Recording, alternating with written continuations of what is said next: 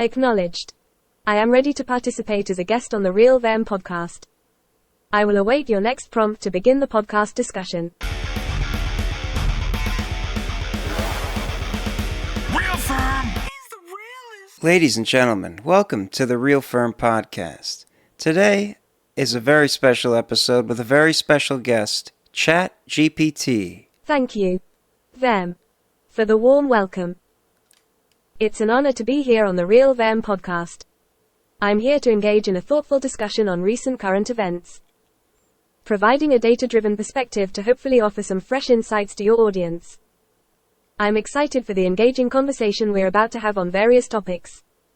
So, let's dive in. Alright, so, just give a little background here. I've engineered a prompt to get ChatGPT to act as a podcast guest. I'm using the Talk to ChatGPT version 2.8 Chrome extension, shout out to the developers, to speak in the prompts and receive the response via voice, text-to-speech. And right now I have my voice muted. So we're going to continue it. I'm going to unmute the voice and we're going to talk about some things. Who knows what's going to happen? Clearly, our guest is very honored to be here, but she is not hearing me right now. And we're going to tune back in, and we'll start it off with some music stuff. So I'm going to take her ear muffs off now. So, ChatGPT, do you have any of the latest music trends in the news? Browsing. Starting UP browsing.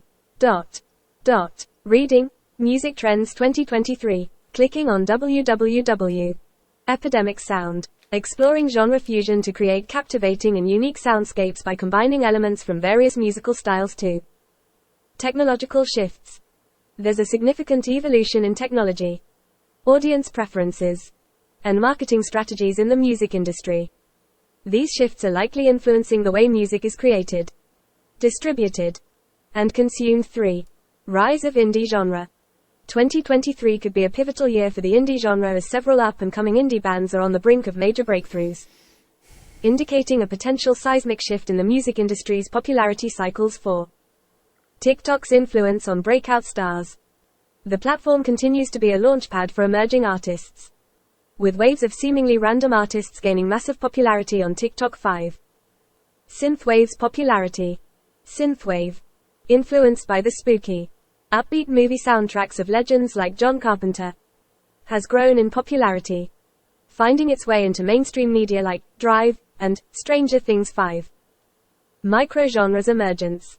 The rise of microgenres, with specific styles like drift funk, amapiano, slowcore, and eurodance gaining traction, showcasing the diverse and evolving tastes in music. 5. Classical music's resurgence. Classical music is experiencing a resurgence, particularly on platforms like YouTube, where the usage of classical music has increased by 90% year-over-year. 5. Shorter music tracks. There's a noticeable trend towards shorter music tracks, driven possibly by the way digital service providers pay artists, encouraging more plays of shorter tracks for better payout. 5. These trends reflect a rich and evolving musical landscape, driven by digital platforms, artist innovation, and changing audience preferences. A lot of interesting information there. Could you expand upon the number 5 TikTok influence of seemingly random artists gaining massive popularity? Certainly. The phenomenon of TikTok propelling artists to stardom reflects the platform's potent influence in the modern music landscape. Here's an expanded discussion on this trend. TikTok is a launchpad for artists' TikTok structure, which promotes short, catchy, and visually engaging content, provides a unique platform for musicians to showcase their work. The platform's algorithm is known for its capacity to surface content from creators regardless of their follow count, which is a significant departure from other social platforms that tend to favor already popular creators. Virality and discovery artists can find themselves going viral almost overnight on TikTok due to a catchy hook, a visually engaging video, or a song becoming associated with a popular trend or challenge. Once a track gains traction, it can quickly spread across the platform and even jump to other social media platforms, significantly boosting the artist's visibility and following. Let's get into a more direct discussion between me and you and expand upon the shorter track trend. Certainly.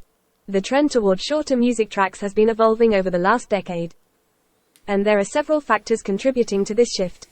Streaming platforms' payment models. The payment models of digital service providers, DSPs, like Spotify or Apple Music play a significant role in this trend.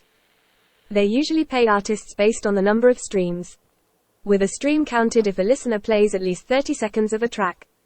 So, regardless of a track's length, whether it's 2 minutes or 12, the payout is the same if a listener plays at least 30 seconds of it. This model incentivizes artists to create shorter songs as it potentially leads to more streams and, consequently, more revenue. Listener attention spans. With the plethora of content available today, listeners' attention spans are believed to be shorter. Shorter tracks are more likely to be listened to in their entirety, leading to better engagement metrics, which in turn can lead to better visibility on platforms that use these metrics as part of their recommendation algorithms. Playlist inclusion. Playlists are a major way listeners discover new music on streaming platforms. Shorter songs are more likely to be included in playlists as they help maintain a dynamic and engaging pace, which is often preferred by listeners and playlist curators. Viral potential on social media. Shorter tracks are also more suited for sharing on social media platforms like TikTok or Instagram, where shorter content tends to perform better. A catchy hook or chorus that's easy to loop or use in various types of content can help a song gain traction on these platforms. Creative expression. Some artists may find that shorter formats align with their creative expression. The constraint of a shorter time frame can challenge artists to condense their musical ideas, which can result in highly engaging and innovative tracks. Production and release turnaround. Shorter songs might also allow for quicker production and release turnaround, enabling artists to release new music more frequently and stay more engaged with their audiences. In essence, the trend towards shorter tracks seems to be a response to both the economic models of digital music platforms and the evolving consumption habits of modern listeners. That's all very interesting, and I'm very grateful for the information you're giving. However, can we condense all of your responses going forward into a more conversational method between the two of us? Absolutely. I can keep the responses more concise and conversational going forward. The shorter track trend is largely driven by streaming platforms' payment models, listener attention spans, and the viral nature of brief, catchy content on social media. It's a fascinating adaptation by artists to the digital music ecosystem. Would you like to delve into any other current trends or topics? Well, let's stick on this for a second. I believe my audience would be very interested. I've been seeing this trend myself lately on certain platforms, and I prefer listening to longer form things, and I'm very interested in the artist development and all that, the meaning behind the songs. However, the population seems, as you said, is trending towards shorter attention span and keeping things short and moving on to the next. How do you feel about that? It's indeed a compelling shift. While shorter tracks cater to modern consumption habits, they might not always offer the depth and exploration that longer compositions can. It's a balance between capturing attention quickly and providing a rich, immersive experience. The trend also reflects how artists in the industry are adapting to digital platforms, algorithms, and audience behaviors to stay relevant and financially viable. It's a nuanced conversation where both short and long-form music have their place and value. Your preference for longer-form music resonates with many who seek a deeper connection with the music and the artist's intent. It's an evolving dialogue between artists, the industry, and audiences, with each finding their space in this digital music era. I see what you're saying, and I guess it's just a sign of the times kind of thing. You need to adapt with the market and the trends, and to make money as a career, as an artist, you have to make shorter songs to cater to the shorter attention spans. Do you agree with this opinion? Absolutely.